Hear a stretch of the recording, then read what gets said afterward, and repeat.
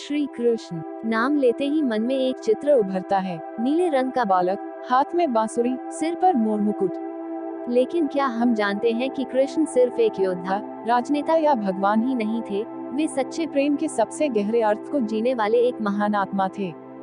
उनका प्रेम राधा से था, एक ऐसा प्रेम जो कभी विवाह में नहीं बंधा, लेकिन फिर भी युगों तक अमर रहा। राधा और कृष्ण का प्रेम हमें सिखाता है कि प्रेम का अर्थ साथ रहना नहीं, बल्कि आत्मा से जुड़ना होता है। यह वह प्रेम है जहां अधिकार नहीं, बस समर्पण होता है। कृष्ण ने जीवन में कई विवाह किए, पर हर स्त्री के साथ उनका संबंध एक अलग अध्याय था। रुक्मिणी से उन्होंने जीवन भर की साझेदारी की, सत्यभामा से साहस का संग दिखाया और जाम्बवती से करुणा को अपनाया।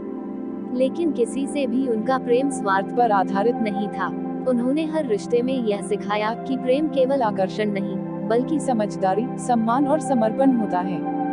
और फिर आती है सुदामा की कथा।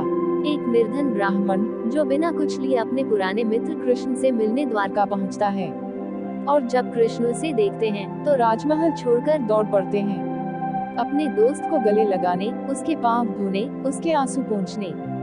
क्या यही नहीं है सच्चा प्रेम, जहाँ कोई पद, पैसा, प्रतिष्ठा आड़े नहीं आती, जहाँ सिर्फ आत्मा की पहचान होती है। महाभारत में भी उन्होंने अर्जुन को मोह और प्रेम का अंतर समझाया।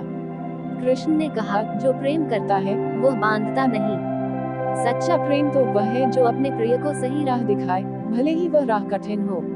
अर्जुन को युद्ध के लिए प्रेरित करते हुए कृष्ण ने बताया कि प्रेम का अर्थ सिर्फ साथ खड़ा होना नहीं, बल्कि जब जरूरत हो तब धैर्यपूर्वक सही दिशा देना है।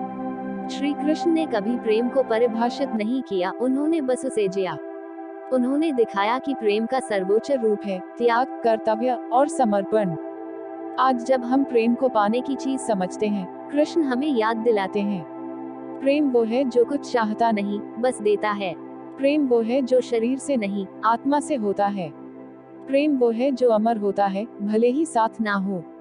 श्री कृष्ण ने न केवल राधा को प्रेम किया, उन्होंने संसार को प्रेम करना सिखाया। और यही था उनका सबसे बड़ा उद्देश्य। प्रेम करो, लेकिन बंधो मत। प्रेम करो, लेकिन खो नहीं। प्रेम करो, लेकिन स्वयं को मत भूलो।